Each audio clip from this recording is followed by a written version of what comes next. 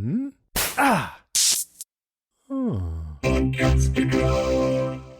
You're listening to the Run for Your Lives podcast.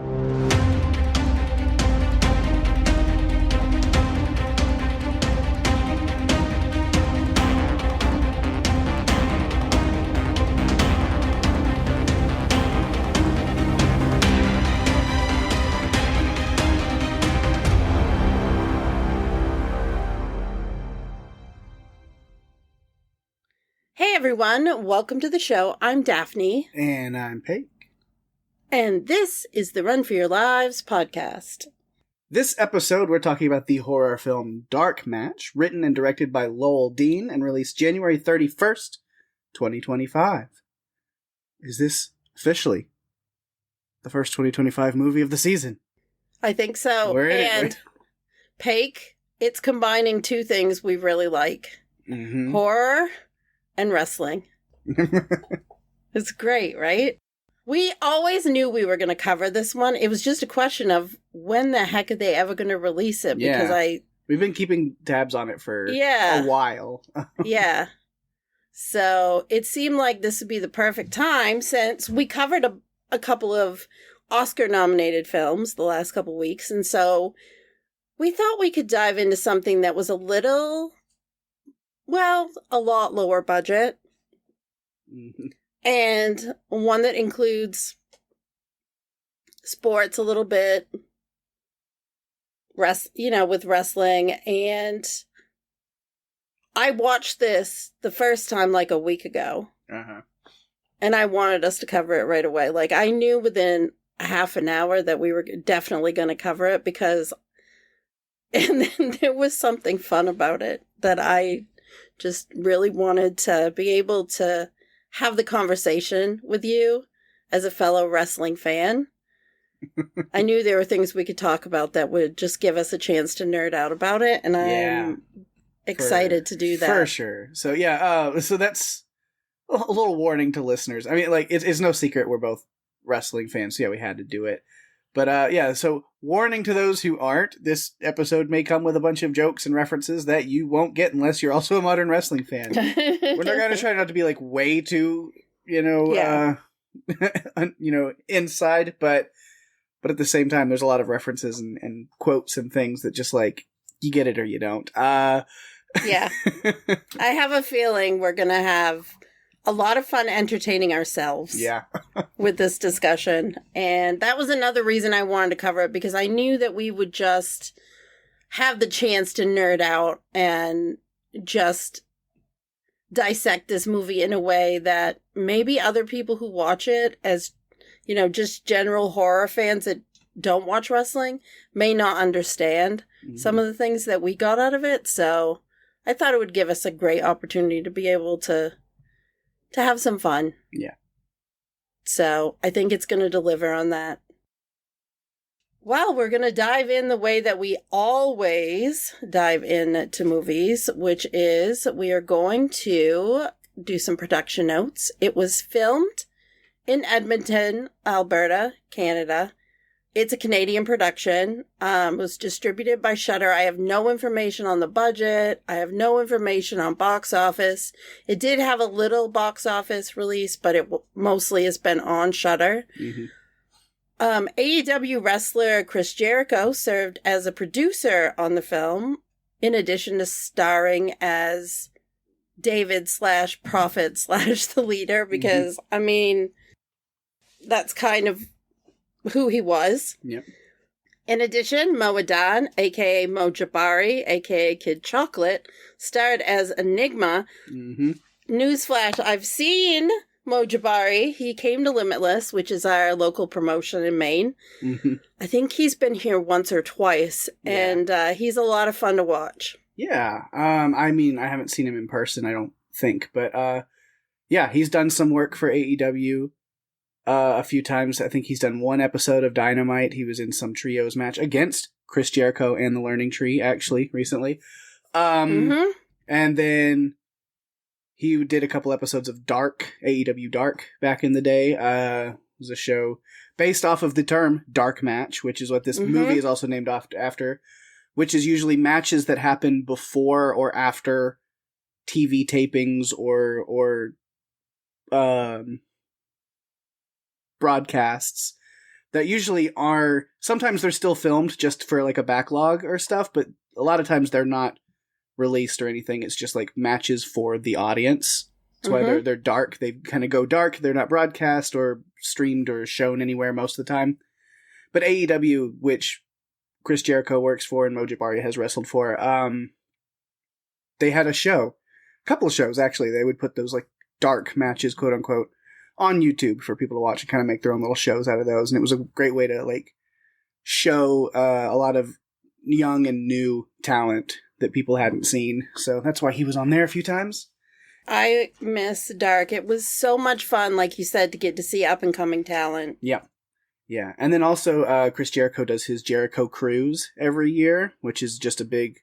is a cruise with wrestling. And they have matches going on the whole weekend and all kinds of shows and stuff. And Mojibari was on this year's Jericho Cruise that just wrapped recently. Yeah. By the time we're filming this, at least. And not only did he have a handful of matches on the Jericho Cruise this year, he also defeated Michael Oku and is now the current reigning Jericho Cruise Oceanic Champion. So that's amazing. That's so fun. I hope that we get Mojibari back at Limitless again, because I would love to like talk to him about this movie. Yeah, I think it would be so cool to be able to, talk about the character, because his character of Enigma was a luchador, but he also didn't ever speak except once. Had one time. And it's a funny joke in the one word that he spoke. We'll get there. Yes, we'll talk about it. We will get there. It's going to be great. So this one is 94 minutes long. Pake, give us a synopsis. Right. A small-time wrestling company accepts a well-paying gig in a backwoods town, only to learn, too late, that the community is run by a mysterious cult leader with devious plans for their match. Yes. Yes. And yes. For sure. They really didn't know what they were getting into. But the payday was so big. $50K back in like the late 80s was a big deal, because that's the thing about this movie. And it takes place in the 80s. Yeah. So things were a little bit different in the wrestling world at that time, but there are also some things that have not changed. There are faces, baby faces, and there are heels, which are the bad guys. Yeah. And so that is very much still in effect now. Yeah. A lot of traditions and things, you just, what it is. It's, you can't diverge from that so much. Modern wrestling has a lot more of a nuance to it now than it used to, where it was very much just cookie cutter characters that were very clearly in one box or the other, but it's still there to some degree. It was very over the top, I feel like.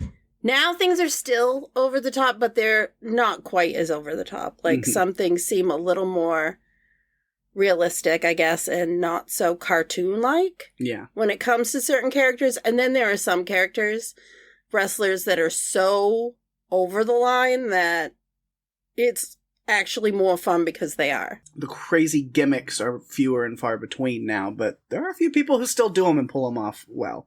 Yeah. It's fun. It can be very entertaining. I remember the first time I saw wrestling in person, just being shocked at how noisy the ring was with the action. I didn't expect it. And it was just incredibly noisy. You could tell, like, you have to have a well-constructed ring because you're going to break it if you don't. Yeah. They're always tightening the ropes and making sure everything is, clean and working. And so, yeah. Going into this, I was looking forward to this one just because it was going to mix the two things that I really like. And I was hoping that it would be fun. Yeah. I feel like it delivered on that. Oh, yeah, for sure. It was a really fun one. Well, we usually start with the main character. We usually go down the character route. I feel like we can still kind of do that. We do have a main character. We have additional characters we can talk about. I feel like there were really only like 2 or 3 at the most that like I have lots of notes on.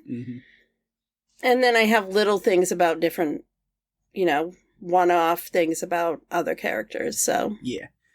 We'll bounce around. We'll talk about, as far as in the stories, because there's a lot of focal points being on different people at different times, so we try to, recap the movie, which I try not to do to the best of our abilities anyway. Then it's we're going to have to bounce around, so it's we'll just stick to one thing and we can return to stuff later. Exactly. So let's start with Nikki, aka Misbehave. Or Nick. She was never called Nikki. It was just Nick, which I assume is short for Nicole or something like that, but it was just Nick. Or Misbehave, her character. Which we meet kind of right at the beginning. This heel, who seems to be a little fed up with her role right now.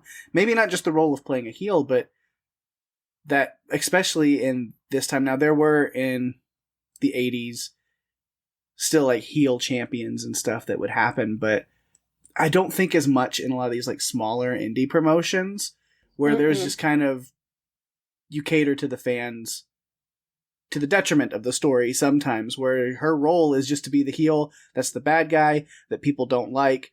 You don't give her any title shots. You don't give her any push. You just the bad guy who's always fated to lose and put over the star. That's what you do. Right. And I think she's sick of it. Yeah. Honestly, I think she's had enough. I think she wants to be someone different. And she's not really getting those opportunities. Mm-hmm. And I think it's frustrating for her. So frustrating that she kind of lashes out at the wrestler that she's facing in the ring in the match that we see right at the beginning, which I liked the way that this movie opened, with all the different glimpses of the different characters, you got to see who they were, because as a whole this movie really focused more on the heels than the faces, and so it was good to get that glimpse at the beginning. I think. It kind of flipped it on its head, because through this process, the heels in the wrestling company, are the bad guys. But really, they're just kind of the underdogs in this movie. They're the people who play those roles. But they were the ones that were separated away, taken to this green room and hidden away, while the faces, who are the good guys in the wrestling promotion, were given an advantage and told what was going on and were okay with it. Really kind of flipping on its head, where the faces in the company ended up being the villains in this movie, while the heels were the heroes trying to fight back. This is really cool. Yeah, I noticed that too.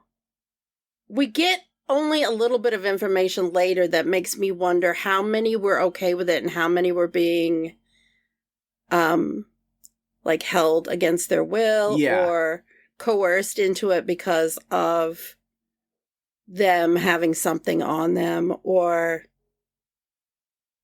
we'll talk about that.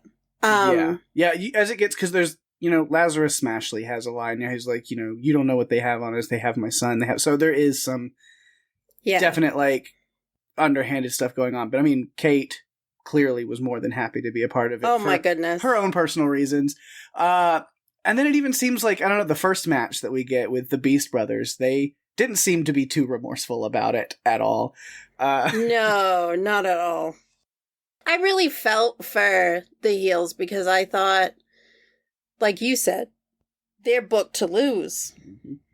And really, honestly, the people at this compound don't care. They just need someone, one person out of each match to die. Yeah. Which is wild. When you think about it, they're so excited to get to do this because it's like a $50K payday. Yeah. It's a huge deal for them. It's $50K for just to get this SAW roster at this show at short notice. It's Rusty likes money. The wrestlers need money. They're in. Road trip. Out to the middle of absolutely nowhere, but, I thought it was kind of ridiculous. The life of an indie wrestler. Sometimes, I have friends who are wrestlers on the indies that I've talked to. There's weird, crazy stories. Nothing like this necessarily, obviously, but I've heard some crazy stories of weird towns and weird promotions and weird managers and promoters they've worked for and traveled around to that it's a wild circus ride of a thing to do, for sure. Yeah, and I thought it was strange how he Rusty's, like, separated them into 2 different groups. Some got to ride in a camper that seemed much nicer than the broken down old van that the heels were riding in. Again, it was that separation of heels and faces.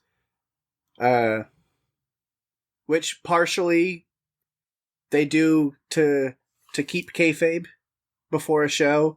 But then, also it's like, well, why do we need to worry about that all the time? Like, because we're just riding, traveling. So, like, and we get that with Kate kind of sneaking her way into the van with the heels, which seems like, oh, she's just trying to, like, get along with her buddy. But I don't know what her actual get, because she knew the whole time what they were going towards. So absolutely. It's like, I feel like, I don't know, maybe she was just trying to, like, get under the skin of Nick a little bit, or, like, kind of gain some insight or something. I don't know. I thought something was off about her from the beginning. I really did. Yeah, no, I have a note early in, because I take my notes on just my first watch, and it was, so sometimes I'll make those little guesses, and it didn't take long. I think it was at the breakfast scene, where I was just like, yeah, I'm getting a vibe off of Kate that she knows what's going on. Like, there's something, like, very suspicious about her. Well, she's talking about the green Jell-O, and I'm thinking, I've never heard anyone talk about having green Jell-O at breakfast, right. and she just after the green drink that Joe had the night before at the party, where it's like, don't trust anything green. No, nothing like that at all. Because the party itself was a mess. Mm-hmm. I mean, really. Weird things were happening at that party. Yeah. I appreciate that Nick, said no to smoking pot the night before, but as soon as they got her started with it, she just kept doing it. Yeah. Yeah, she was having a rough night, because that's kind of one of the underlying stories of this is her and Joe and their relationship, and she is constantly letting others' perception of her and her relationship with Joe, like, really bother her. It's this, again, and it's the 80s, but still in, like, smaller rural towns. Joe has this, like, line where it's like these people are, like, looking at them and kind of laughing and saying, "Oh, that ain't right." And, and she, he can tell she's bothered, but his response, he's like, "Racism in a small town? No." Like, who would have ever thought? Like, he's like, just, of course, but just deal with it. They don't matter. Like, who cares? Exactly. I loved the way that Stephen Ogg played Joe. I thought it was so fun. I know. I was like, is this the first time he's played a wrestler? Because I think he's perfect for the role. It just makes sense. I'm like, of course he, like, he's got that vibe for sure. He does. We, of course, knew him from The Walking Dead. Mm-hmm. But also he played Trevor in Grand Theft Auto, which is a very polarizing character. Which is actually the first way I knew him. That was before he played Simon in The Walking Dead. Yeah. So it was more of when he got cast in The Walking Dead. I was like, oh, it's Trevor from GTA. Trevor is quite the character in the lore of Grand Theft Auto. Mm-hmm. Stephen Ogg does his voice, and it's amazing. And he looks like Stephen Ogg. Yeah. Like, it's just perfect the way that all worked. I thought he did such a fantastic job in this. But I also think that Aisha Issa was great as Nick. I want to watch more of what she's been in, because I thought she did a great job playing this heel that didn't want to be a heel anymore and was really, lashing out and feeling not valued. Mm-hmm. And you get that from when she goes and meets with Rusty to talk about her breaking Kate the Great's nose. Although I think calling someone Kate the Great it just would make me angry. Like, I just think that that's such a, I don't know. It's one of those things. But she goes to meet with Rusty, and Rusty even is, taking half her pay. Mm-hmm. And basically telling her to just accept the way things are. Yeah. And I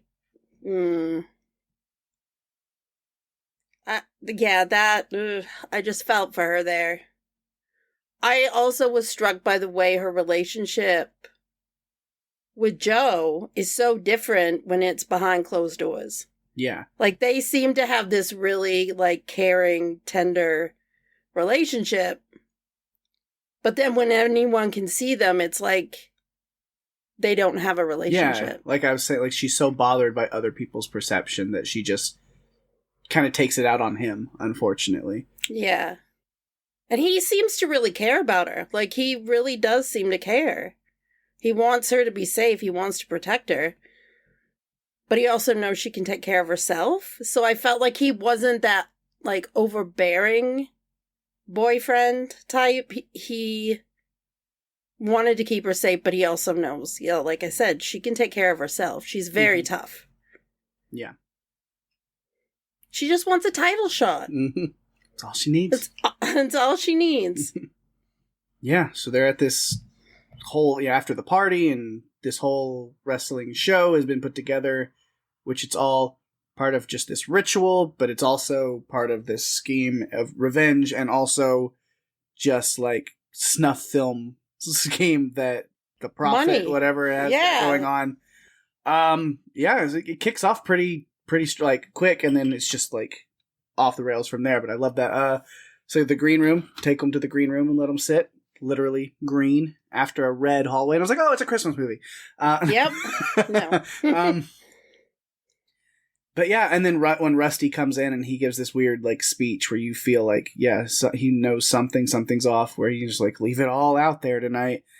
And then you remember the movie starts with, the 5 deaths in the ring, and it's just a very creepy kind of thing. And you're like, oh yeah, it's like they told us right from the beginning. It's sacrificial ritual. The heels weren't told, but were the faces? And then you're like, yeah, it seems like they were given the advantage. I think so. I wondered how much they were drugged. Yeah. Too, because Smashley looked like he was drugged. Like, his eyes were all, like, weird and red, and, like, something had happened to him. So I don't know if he was drugged or beaten or whatever, because, again, he was the only one who said out loud that his family had been taken. Yeah. Yeah. So Nick's getting bad vibes even before, like, anything. It was like, the Thick and Thin have headed out for their match, but yeah, she's getting those bad vibes with, obviously the armed security, they're not letting them go anywhere. She's been having like these little visions and stuff, which was never explained, but no, it's fine. I wondered about it. I did, but no, we don't learn anything about it. Yeah, but everything's just real sketchy. You can hear the sounds of like the fan in the ring, and it's like something is off.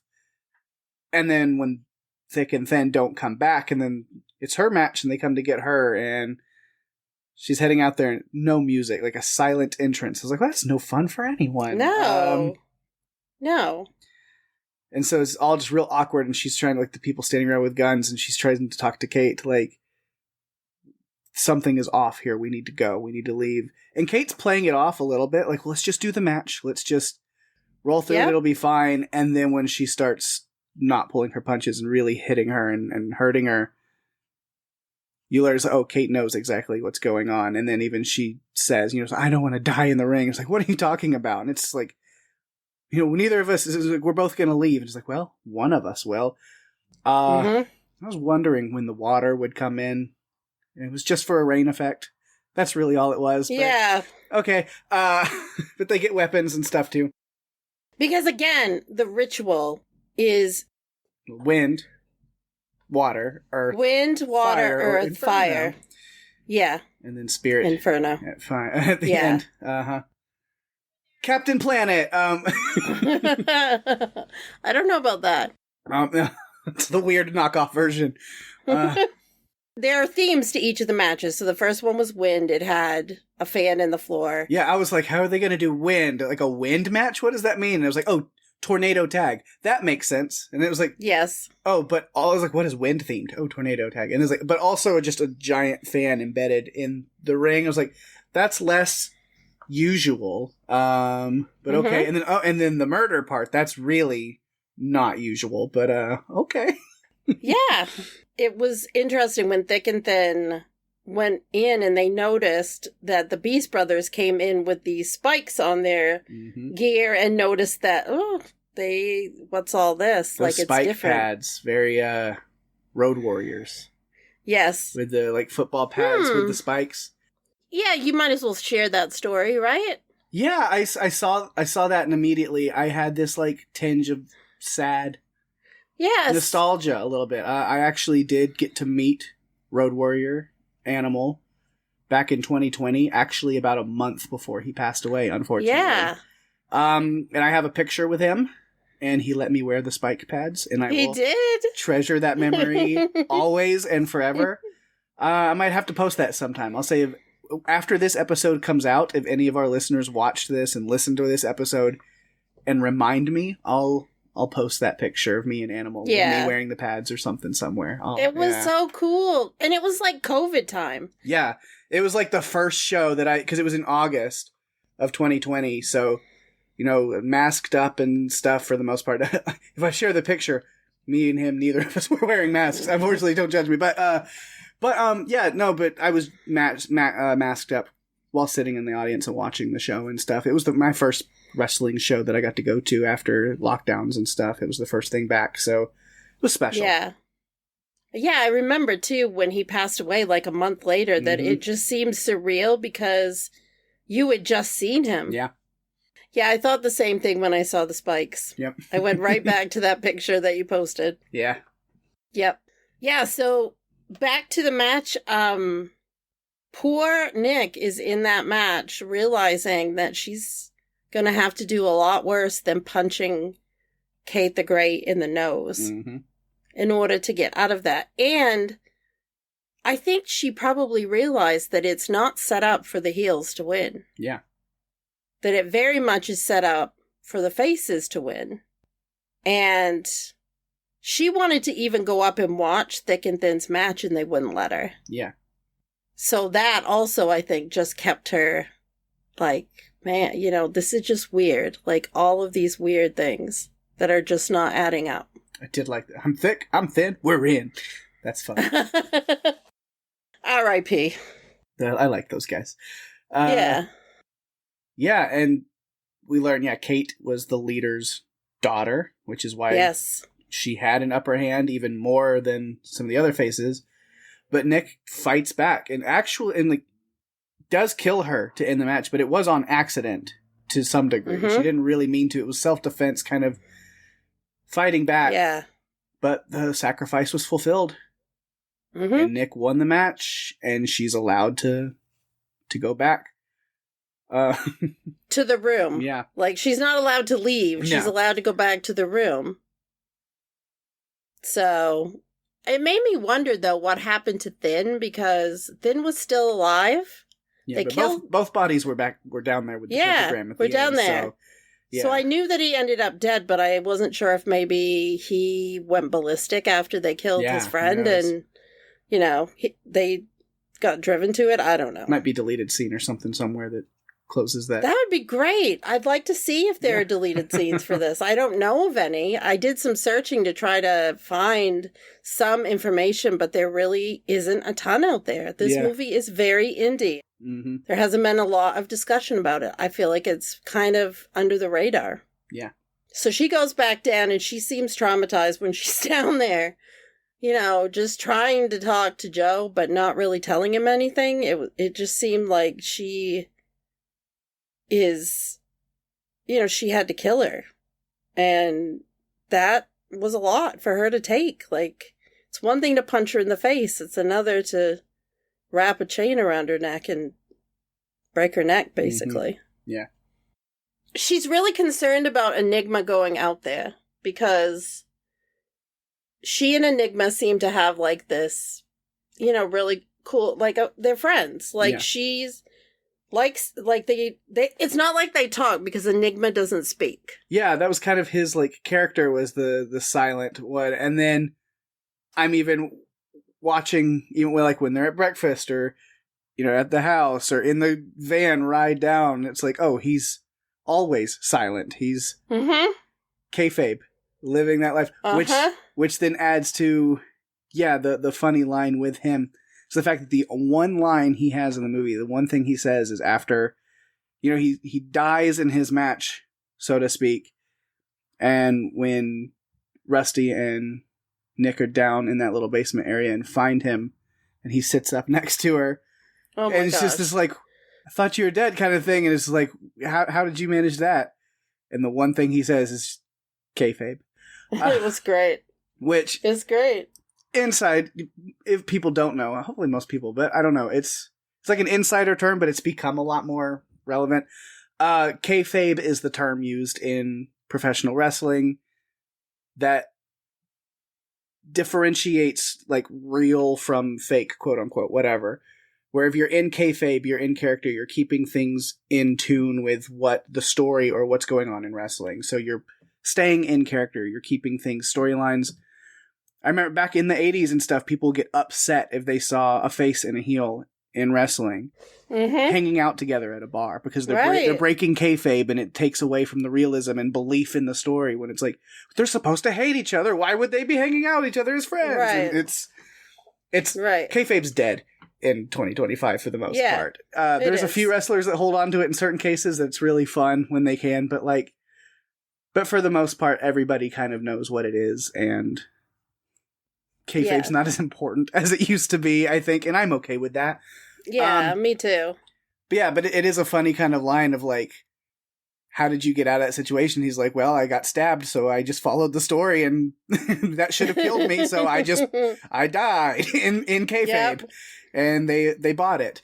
I mean, it's smart. It was really smart on his part because he could have been killed. Like, what they did in his match with the hands and the glass and oh my god. Yeah. But it is funny that the one word he speaks is kayfabe, talking about keeping kayfabe. When by doing so, he breaks kayfabe because he's a silent character and it's the only time he speaks. Yes. So it's funny. It's a good little nod to him. Yeah. Yeah. She was relieved, I think. When he set up, all I could think is Michael Myers. Yeah. Because that's what Michael does.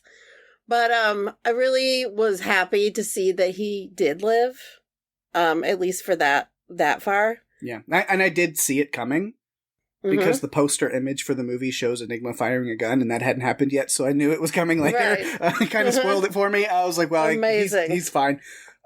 Such a great thing, though. Yeah. Such a great scene when he did that. Oh my gosh. Just going in, destroying all the tapes. It was badass. But then that goddamn Carol Ann also kayfabed it, so. Yes, she did.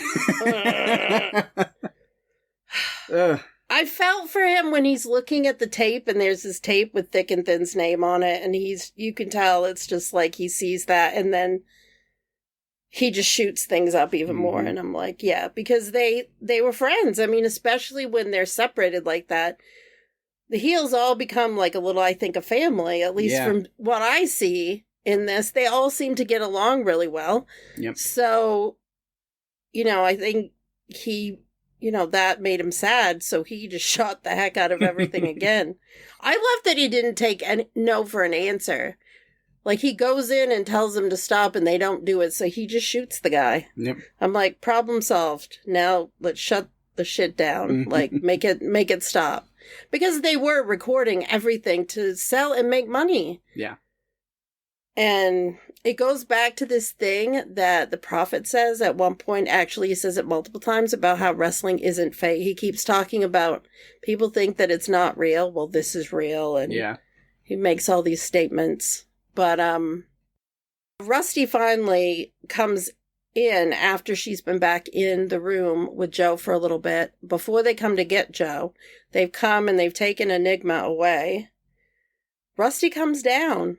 And Joe's not very happy. But Nick, she knows that they have to get out of there. Like, she's been through everything already. And Joe kind of puts them in the wall, basically. And makes them go in the wall, which is how she ends up finding Enigma. Because in the wall is just, it's like a crawl space, and they're able to get over there. There's a kind of a break where they focus a bit on Joe. Yeah. And what he's doing. He has to have that kind of final confrontation until Nick shows back up with David, the prophet, the leader, the learning tree, the Nueve. Oh, man. Yes. But Yeah, because this whole thing was kind of started in a way as the leader's revenge on the fact that, and to talk, I've got notes about him, but it's important to this is like, he got really tied up into this character of a charismatic, evil, satanic cult leader. And then, with wrestling terminology, he went into business for himself. And so Joe had to, like, actually beat him in a match, like, the hard way. And force him to lose, because he was trying to kind of screw Joe out of the title that he was booked to win. And so Joe fought him back and still won the title. And then that leads to the Prophet being blacklisted and not able to work in these like promotions anymore. So he just kind of disappears and goes radio silent while he's been building all of this. And so you see that he's been building this cult for a long time. And it's really just like, what better revenge on Joe and the SAW than to lead them all to this point. Yeah, take the whole company out, basically. Yeah. So in one night. It's weird that he had Joe in a match before their final main event match, because you would think he'd want to guarantee that he got Joe to himself at the end. Yeah. I don't know. Maybe he figured out how to kill Lazarus Smashley. I mean, because that was who Joe was fighting. Yeah, because that seemed weird that he match, just went into the fire. It was a really quick match. The Inferno match was fast. It was a straight squash match. Joe didn't even have to try. No, he was on fire right away. Yeah.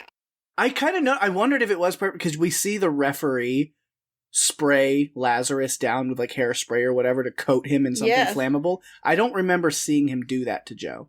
He didn't. So it was kind of rigged, where Joe was definitely supposed to win that one. It was the one match that the heel was supposed to go over because Chris Jericho wanted him for himself. Yep. Maybe Smashley knew that, and that's why his eyes were so red. Maybe he knew that they booked him to die, and he was going to have to die, and it was the only way to save his family, and so he was upset about it. Yeah. I mean, I don't know. I feel like there's more to the story on how they got the faces to do these things. Except for Kate the Great. Yeah. And we never find out what happens to anyone who won. Like the Beast Brothers or Kid Humble. Yeah. I don't know. We don't know what happened. We have no idea what happens to them. No clue. They're just not there. Who knows? But yeah. Joe beat Smashley for... I mean, I don't think he did... Did he push him? He just... It was just dodged out of the way as he was running at him, and he went right into the flamethrower turnbuckle. Dance into the fire. Yeah, that's View to a Kill, I think, from Duran Duran. That's what I thought when I saw that. I'm like, this movie, I don't know. It was a whole lot of fun. Yeah. There was a lot of fun in it. Yeah, the Spirit match main event. A Hail Satan cage match is your main event, which... Jericho, the Nueve, the Learning Tree, the leader. David, the Prophet, the leader. In that match, puts face paint made of the charred remains of Lazarus on himself, which was like, yikes. Real gruesome. Gruesome. Part of me was kind of expecting, or at least really hoping, that he was going to recreate the Jericho's Painmaker makeup. Yes. Wouldn't that have been something? I was that would have been what great. A nod that would have been. But he didn't. He didn't. He just covered the bottom half of his face. Right. And I don't really know why. That was weird. Yep. But yeah, that match is going on while Nick and Enigma burn the place down to the ground, get it going, take out everything. Which leads to everybody evacuating, except for we have, the leader and Joe in the match, locked into the cage with nowhere to go. Yep. They can't get out. And then I never even got his name, but it was kind of like Spencer. His name was Spencer. Like lead security guy / henchman / just like other satanic ritual guy who seemed to be more worried about the ritual going off without a hitch than the leader did. Yes, he was. It makes me wonder if Chris Jericho's character, the leader, actually believed in any of it at all anyway. I don't know that he did. They kind of set it up to where it was really just a front for him to be able to do this. Mm-hmm. He wanted revenge. And to profit off of making wrestling snuff films to sell on the black market. Yes. I think that you're absolutely right. I think that he looked at it that way. This was just this for him. Mm-hmm. He was upset about his daughter dying. Like, that seemed to really bother him, but his henchman, Spencer, was just like, well, we have the victim, or we have the sacrifice, like, no big deal. But I think David paid for trying to take revenge. Yeah. With his daughter's life and his own life and all of that. Yeah. Luckily, Nick comes along. Mm-hmm. But Spencer is right there to try to take her out, so she can't do anything until we get the drop kick. Drop kick into the wooden spike. That was dope. Enigma's last stand. Yeah. Then his wound that he got earlier, he had just continued to bleed out, and with his last bit of energy, he drop kicked Spencer into the spikes. Mm-hmm. It was great. But he did some good stuff, like shooting up the TV room was great, and then doing that, I felt like, okay, if you're gonna have to die, I'm glad that you were able to accomplish all these great things. Yes. Also, because of Enigma, I think that's the best universal answer for in any movie or show or anything. If a character that is believed to be dead actually ends up still alive, that should be just the explanation for it. Wait, I thought they died. How are they back? Just kayfabe. Kayfabe. I like it. I think it's the best answer. Go with it. Agree. From now on, that's what we're going to refer to it on our episodes going forward. Yeah, I think so. We're going to call it kayfabe. Yeah.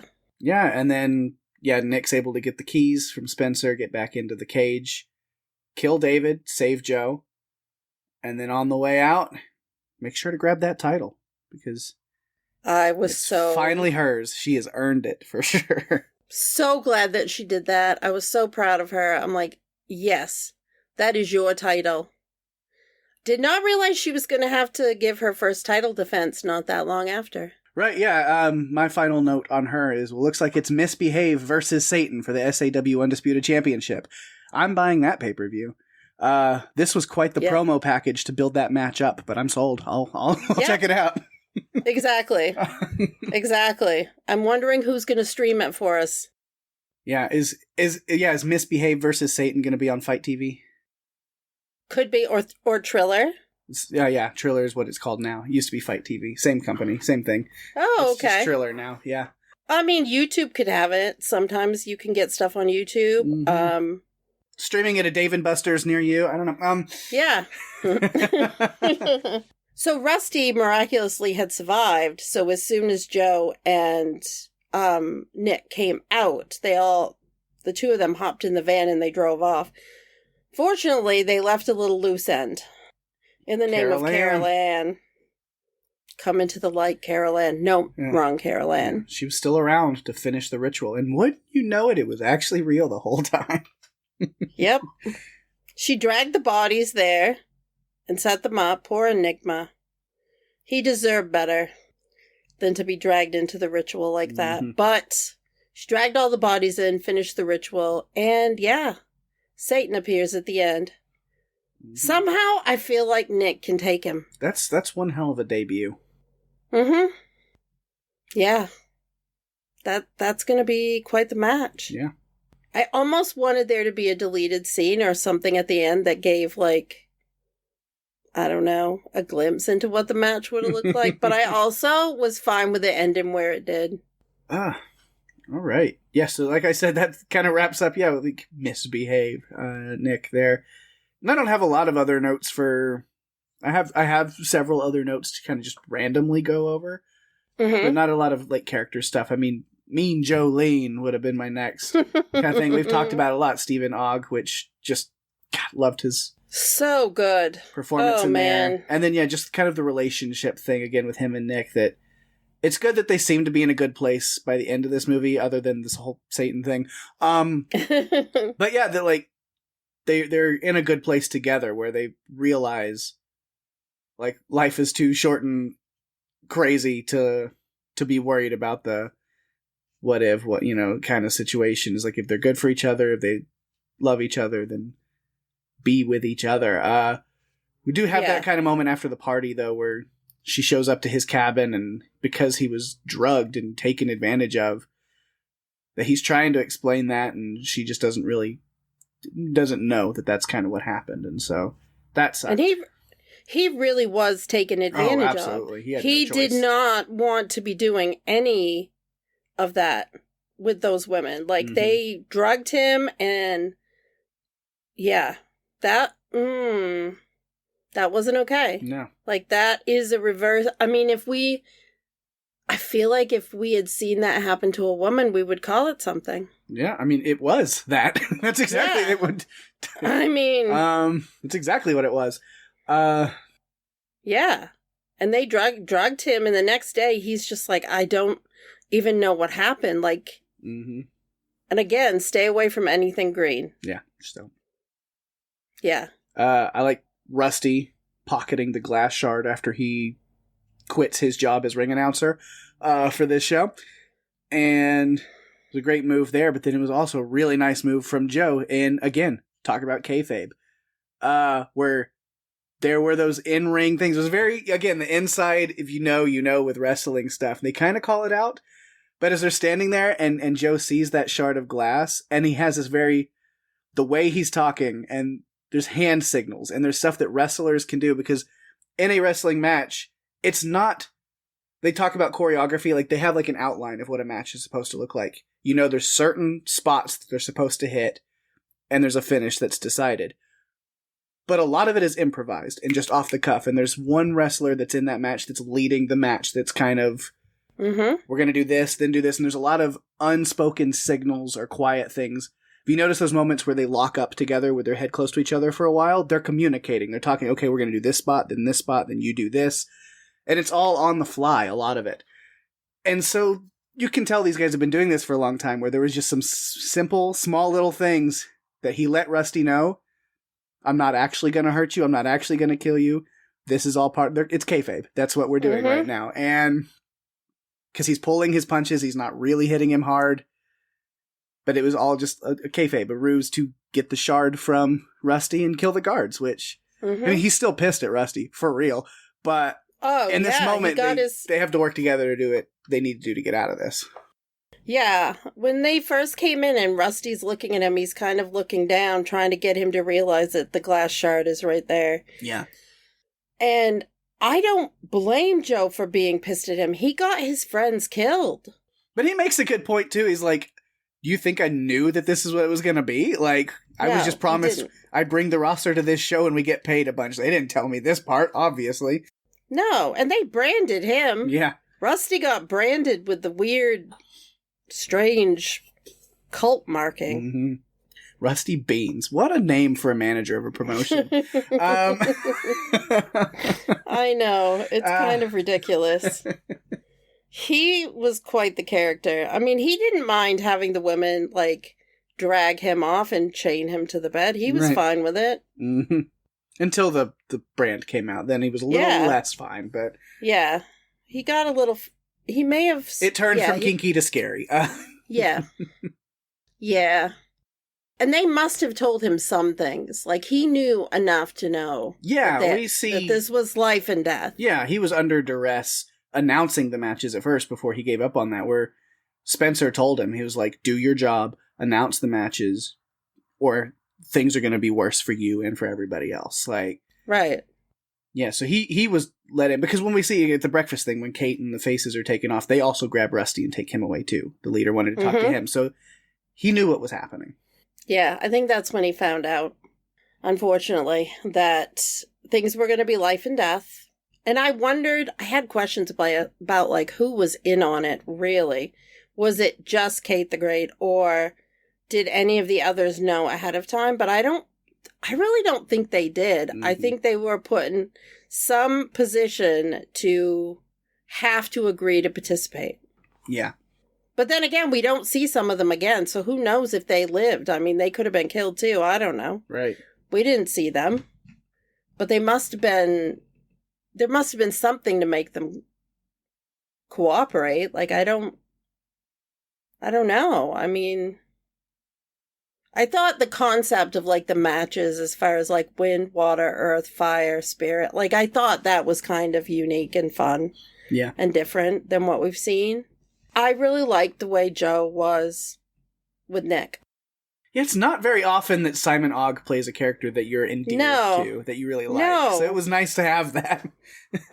I liked that. It was nice to see him be the supportive person in a relationship. And also, like you said, in front of the people that were kind of laughing and looking at them, he wasn't really bothered. Mm-hmm. But when he realized she was, he stood up and said something. He stood up. Yeah. Mm-hmm. And to me, that was really good. Yeah. For him to do that, and supportive of her to do that. And then, of course, he gets dragged off for some sort of sexual encounter with two women. Yeah. I was terrified that he was going to die in this movie, and I'm so glad that he did. Because, I know. Because again, it was like, it's such a rare occurrence to get Stephen Ogg. I say Simon. You go Simon. The character. Yeah, it's so rare to get Stephen Ogg playing a character that, like I said, you're endeared to and you're rooting for and you really like as a person. So you're like, let me have him the whole movie, please. Yes. Exactly. I'm like, please let us have this. He's so fun in this movie. Like, just supportive and entertaining. And just, yeah, he was just a ton of fun. I wasn't sure what to expect with this because independent horror doesn't always hit the way that you think it's going to. And I've been disappointed way too many times. So with this one, I wasn't sure what to expect. So I went in just hoping that it was going to be a lot of fun. And even on the second watch that I did today, it was a lot of fun. Yeah. I really enjoyed it. Yeah, this is one I could definitely rewatch at some point. It was good. It's just fun. But yeah, let's see. Before I get into like the leader and other things about the cult and all of that, let's just see if I had like other wrestler notes, which I've talked about most of them. But Enigma goes actually his full name, his wrestling name, like, Enigma Jones. I was like, Enigma Jones over here. Like, did Taz name him? Maybe. Enigma Jones. I mean, Jericho could have asked Taz, what? We're going to have this luchador in the He's movie. this quiet, mysterious guy who doesn't speak. Well, that sounds like a real Enigma Jones over there. All right, yeah, We're going to do that. Yeah. Right in the yam bags. He's got a mask. He's a high flyer. Yeah. So that mask he was wearing was very familiar to me. Really? That was one of those Lucha Underground masks. Yes, it was. Good times. The days in the temple. Lucha Underground. Yep. I miss it so much. I wish they'd Cesar Duran is doing stuff with MLW. I got to see him at an MLW show live recently. He's still but it's not Lucha Underground. He gets his little Lucha segments in MLW right now, but I miss it's Lucha not Underground. The same. It made me fall in love with wrestling again before AEW existed, before all that. That's what really was. Ricochet, who's now in AEW, was AKA Prince Puma, was a big thing, in WWE for a while. That's what made me want to get back into wrestling years and years ago, was him as Prince Puma in Lucha Underground. Me seeing that and being like, who is this? And then I started watching Lucha Underground, and that's when I found Penta and Phoenix, and then it was the Lucha Brothers, and then it was just from there. Yeah. Like, it was all reignited. So, yeah. Yeah. Those are so fun, and if you like wrestling, you can find some of the matches on YouTube. It's a lot of fun to watch Lucha Underground. And so, so the temple with Lucha Underground, Cesar Duran, as he goes by now, I think it was something else when he was running Lucha Underground. He went by another name. But, yeah, he was kind of like the Vince McMahon kind of character of Lucha Underground. He was the ringleader, the guy who ran everything, and he was very openly evil. And, like, because it was like a soap opera, like, storylines where he was pitting people against each other and these all things. Like, it was very over the top drama in that one, and it was done it was meant to be like a Mexican soap opera with wrestling.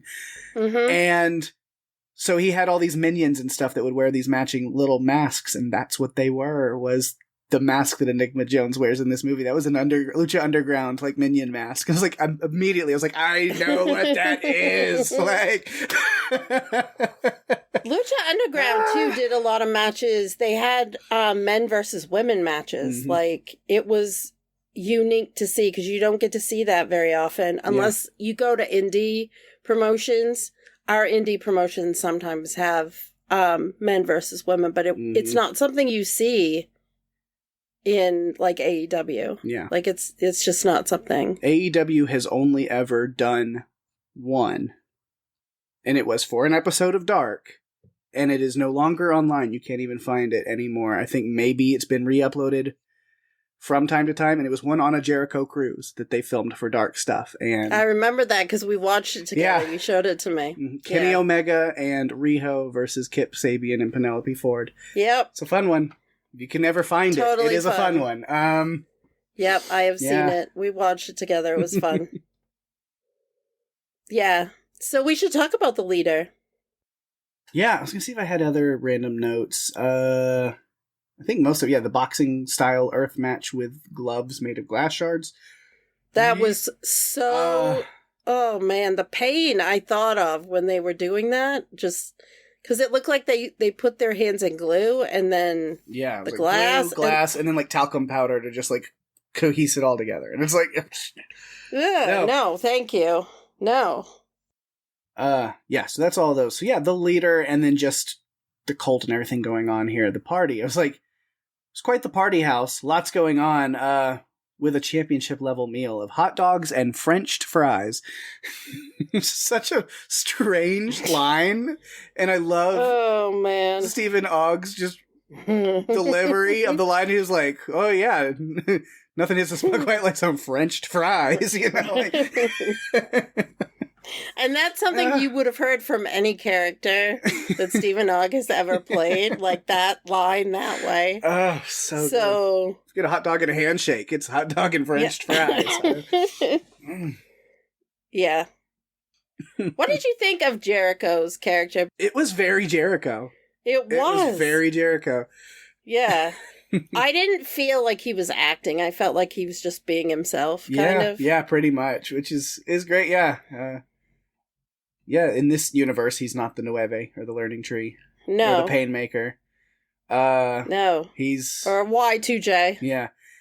He's the Prophet, former SAW performer, who, we learned his backstory. I talked about it earlier.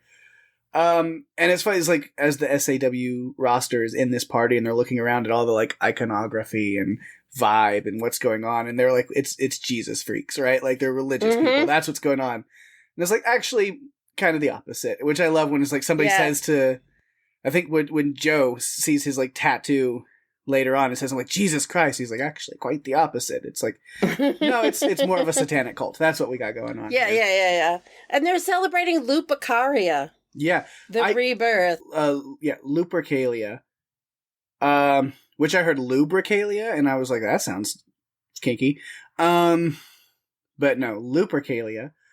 And I didn't know what that was. I was like lupus? Like wolves? Are we getting werewolves? What's going on? But no, I ended up Googling it and looking it up. Lupercalia, also known as Lupercal, is a pastoral festival of ancient Rome observed annually on February 15th to purify the city, promoting health and fertility. It is basically ancient Roman Valentine's Day, which is funny that even though this is coming out in March, as you're listening to this probably, or at least close to it, I think. Yeah. Trying to think ahead on our schedule. But we're recording this February 13th, so it's the day before Valentine's, and it says, it's funny that we're... Just 2 days. Yeah. Yeah. AI, when I looked it up, it says it's a violent, sexually charged, and bloody pagan festival in ancient Rome that celebrated fertility, prosperity, and purification. Mm-hmm. How does all those things go together? Mm. I'm not sure. But so that's what it was. It's like that one I was not familiar with, but okay. Not really anything to do with, it's pagan, not anything to do with a satanic ritual, but no. Sure, okay. And then, I think I've talked a lot, like branding of Rusty, but then he's still going with it, and then separating heels and faces. I was like, for kayfabe or for nefarious reasons? What are we doing? They tell them it's for kayfabe, but no, they were giving the faces some more information. Yeah, they had a lot more information. Yeah, I wrote down the 5 matches on the card because there's the poster in the arena when Nick goes in and looks at it, which we saw it was like wind. Match 1, Wind, Thick and Thin versus the Beast Brothers. Match 2, Water, Misbehave versus Kate the Great. Match 3, Earth, Enigma Jones versus Kid Humble. Match 4, Inferno, Mean Jolene versus Lazarus Smashley. And the finale, TBA versus TBA. It didn't even say Spirit or anything, and it was just like a surprise main event. Yeah. Throughout those 5 matches, at least at the beginning, they gave us little tidbits of info, because I think we may have mentioned it already, that one of the Beast Brothers says to Thin at one point, "Don't worry, we only need one for the sacrifice." Mm-hmm. So that's when you start to put it together, because I didn't watch really any trailers about this, because the trailer wasn't even available. Yeah. So going in, I wasn't quite sure what really was going to happen, but then you start to put the pieces together by these little tidbits that you get. Mm-hmm. That, plus Kate the Great, and then things start to come out about the ritual. But I really felt like Jericho was playing himself and not really acting, to the point where, with the whole thing with his daughter died, I almost didn't really believe that he was her father, just because it just didn't, I don't know. I was kind of like, I don't know. But it didn't take me out of the movie, because I was really interested to see where it was going. So, yeah, Jericho's an enigma of his own. Where he's one of those people that, like, him as a person, I'm not a huge fan of, but also have so much deep respect for him, because of everything that he's done for the wrestling business over so many years and continues to do. People tend to still give him a lot of shit sometimes. And I don't know, I think because even what he's doing currently right now in wrestling, it's not my favorite thing. It's not like the greatest, but also it works. He finds young, newer talent that needs to be uplifted, and he does it. Like, people will talk about, like, the Jericho vortex of people getting sucked into that and it being a bad thing for them. But honestly, I think everybody who's worked with Jericho in factions and stories and things come out of it on the better end. Now, do they stay that way? That kind of depends on their own work past that, what they can do. But I think, at least my opinion, I'll say anybody that goes into programs, factions, stories with Jericho, when they're directly over with, are always at a higher place than they started it. I really think that he does elevate a lot of people that deserve it. And he spends time to find those that he thinks deserves it and gives it his all. So I think he really does serve the next generation of wrestlers a lot. What he's doing, I don't really care for the segments, but I appreciate what he's doing for Brian Keith. Yeah. And Big Bill, because I think that they deserve the opportunities, and this has given them a chance to be seen and have opportunities. Yeah, I was at a show where I got to see him announce, like, an open challenge, or he was like, he had some kind of storyline going on when he was like, had like a championship match or something coming up, and he was like, basically he was saying, just send me some young green jobber kid out here and let me beat the shit out of him, and it's just a warm-up match for me for my bigger match that's coming later. And that's where Action Andretti came in. And he was... Oh my goodness. This young wrestler who I'd seen on Dark a few times and was impressed with his ability.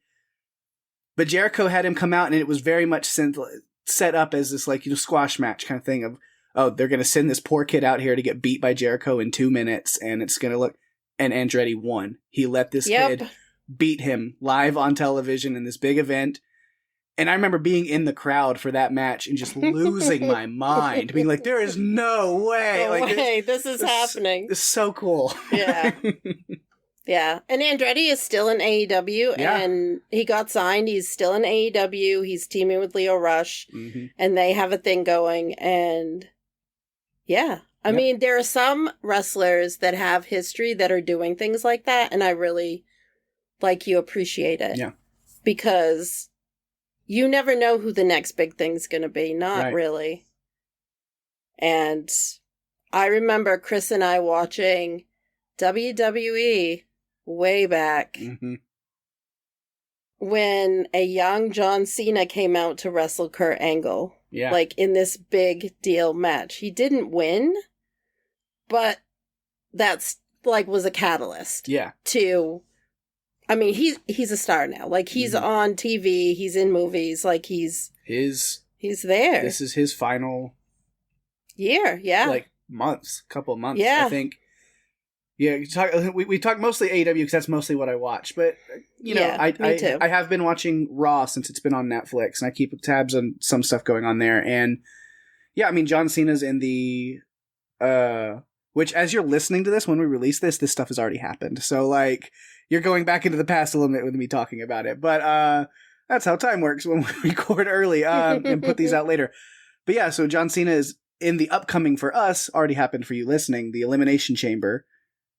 And if he wins that match, which he probably will, he gets a WrestleMania title shot. And then after WrestleMania, he's done. He's announced that's his, and that's in April, I think. So yeah, he's on his, farewell tour right now, which I mean, he's had a long, successful and insane wrestling career his own. So yeah.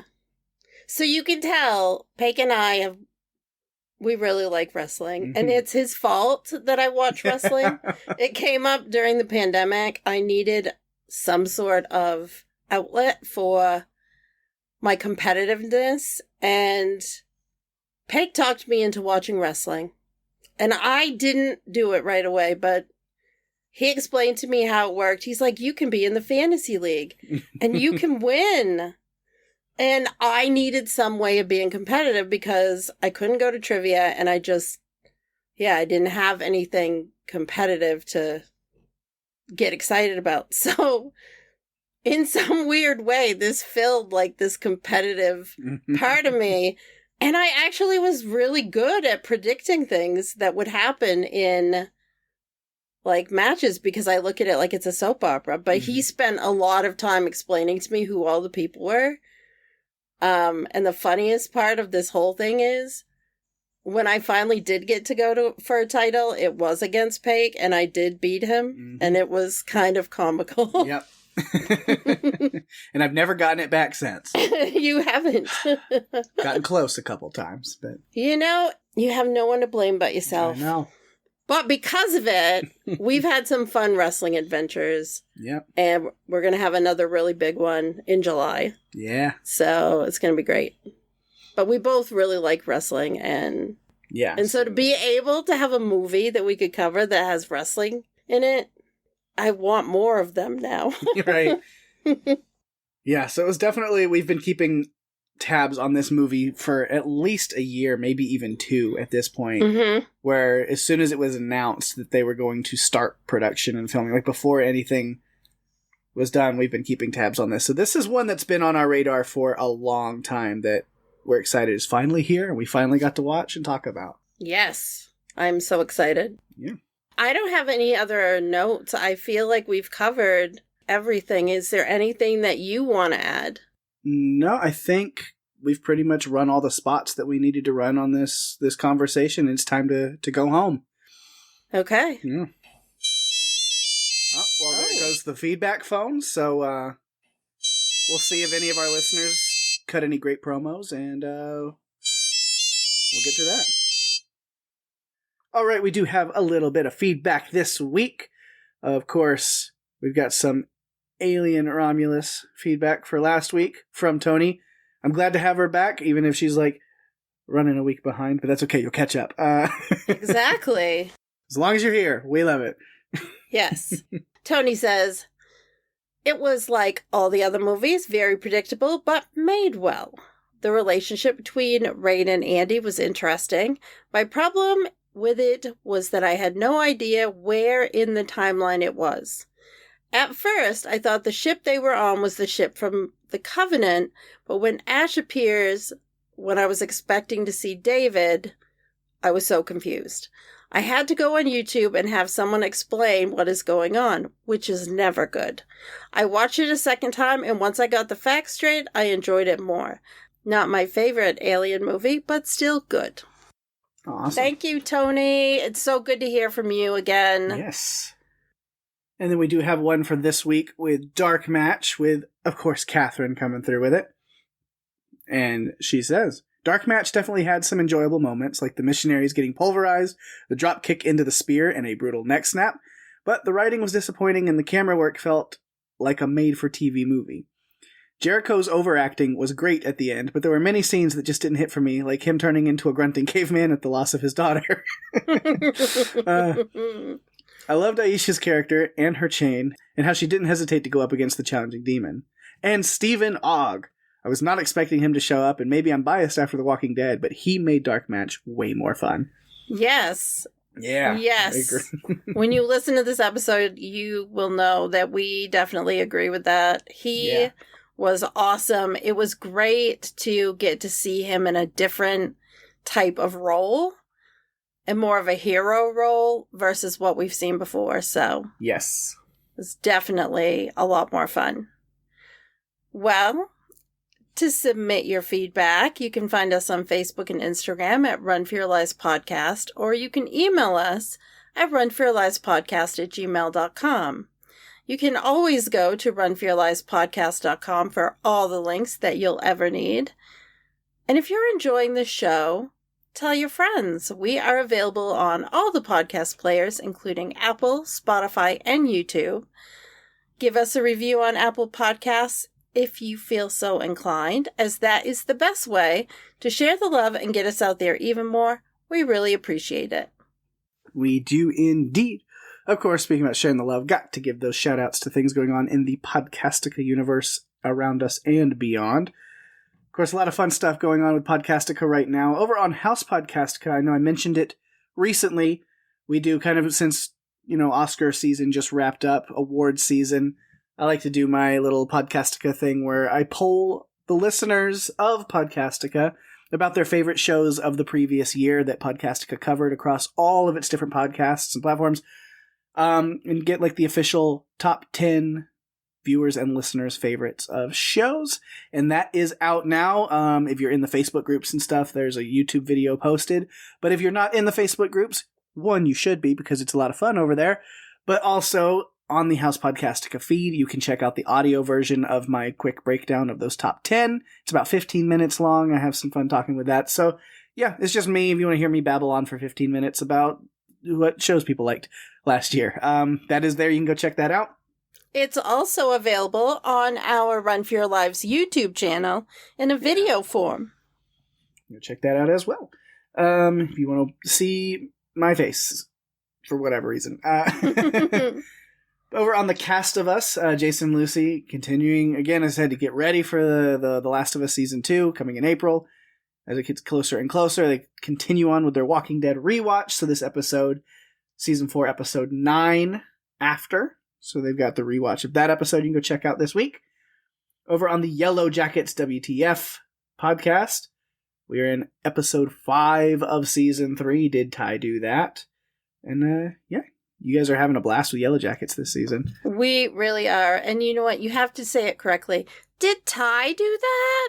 Did Ty do that? Yeah. This season of Yellow Jackets has been crazy. Just crazy. And we are having such a blast covering it. And this week, Wendy was unable to join us. So we are joined by her daughter, Cassie. And it was my first time podcasting with Cassie. And the three of us, me, Penny, and Cassie, had such a great time. So it was tons of fun. She really was digging deep into the theories too. So it was a great discussion. So yeah, Yellow Jackets fans, for sure, definitely 100% go check that out. Also over on the Cobra Kai cast, the episode Strike Last, which is the penultimate episode of the series. They are wrapping up their coverage over there, Rima, Jason, and Rich, on Cobra Kai. They're nearing the end. Like I said, just one more episode to go now after that one, so definitely check that out. Yeah, good stuff there. Also, White Lotus is back over on Max, and Jenny, Randy, and Jason have been covering that. So season 3, episode 3 this week, The Meaning of Dreams. So yeah, go check into the White Lotus and go check out their coverage over there. And then, speaking of Randy from White Lotus there, his other podcast with Jenny, a different Jenny than he podcasts with on White Lotus, and Rob, is the Welcome to the Apocalypse podcast there. Welcome to the Apocalypse, the improv comedy apocalyptic show podcast there is really fun. They've been playing characters and having guests come on and be different characters that they run into in this weird, crazy apocalyptic world that they've built. Kind of just improvise their stories as they go, and a lot of ridiculous, crazy things happen. This week, Soup and the Purple River. Just go listen to it. Honestly, I can't even tell you. Can't even set it up. Just, it's craziness in all the best ways. So funny. Always a great time, great laugh. So definitely go give them some love and a listen over there at Welcome to the Apocalypse. And then you can always check out Still Slaying as well, the Buffy Universe rewatch podcast, as Penny, Sam, and Becky are breaking down season 1, episode 5 of Angel this week, Room with a View. So you can check that one out. A lot of good stuff there. And as I say, beyond, because I still got to give some shout outs to stuff outside of Podcastica a little bit. Our good friend Mark with the Pirate Core Entertainment Podcast Network, putting in a lot of work, tons of work lately, doing a lot of really cool stuff. Of course, on Panels to Pixels, he's been covering Daredevil Born Again over on Disney Plus, which, holy crap, so good. I'm a huge fan of the Netflix Daredevil, and this just feels, even though it's like a new series, it was like a pilot episodes, it feels like season 4 of Daredevil. It just picks up right where we left off, continuing on with so many great things. But it's so good. Just, yeah, definitely, if you're not watching Daredevil, watch Daredevil. And then you go check out Mark's coverage over on Panels to Pixels. And then also he has the What's On Tonight podcast on that network, where Becky and Mandy have been continuing to cover HBO Max's The Pit. So they got episode 9 of that first season of that this week. You can go check out as well. We got to give some love to our friends across the pond over on TV Podcast Industries. Working hard, doing all kinds of comic booky and superhero and nerdy shows that we all love. So they are also covering Daredevil, Born Again over there, the first 2 episodes of that up there as well. And Invincible over on Amazon Prime, which has been fantastic this season. Super good. So you can check out their coverage of those shows as well. And if you want more of me and Daphne, for whatever reason, you can always check out our other podcast, other podcast. We do so much. We stay busy. Buffalo with our friends Jeff and Jerry joining us as well. And that's just, we take a break from the movies and the TV shows and just try to make each other laugh, have some conversations, play some goofy games, and have a good time. Hang out for an hour or so every week. It's a good time. We always have such a blast, and coming up with a game is so much fun. Yes. I got to start getting ready for my next one. 2 weeks. Pretty soon, so yeah. I'll get there. Yeah, so after you've gone and checked out all that wonderful coverage and podcasts on, all of our friends are doing, you got to come back here next week to Run for Your Lives, where we got something else fun for you. Daphne, what's going on next week here? Well, in a post-apocalyptic world, a single father living in the Rocky Mountains must venture below the safe altitude of 8,000 feet to obtain life-saving medical supplies for his son. Joined by 2 friends, they must confront formidable predators known as Reapers to ensure their survival and save his son's life.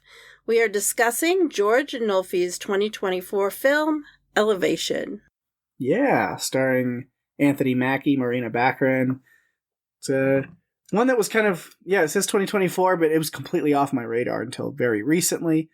And just started seeing some ads for it and stuff. And I was like, you know what? Sounds fun. Let's do it. And I think we had a good time with it, for sure. So I think it's on Amazon Prime right now, or is it on Max? It's on one of those. Go look. Yeah. Check it out. Yeah. But yeah, check it out. Give it a watch. Let us know what you think next week. And with that, we've reached the end of another fun episode, especially this one because it was so much fun to nerd out. Thanks everyone for listening. I'm Daphne. And I'm Pake. And if you have to run, you better run for your lives. Bye-bye.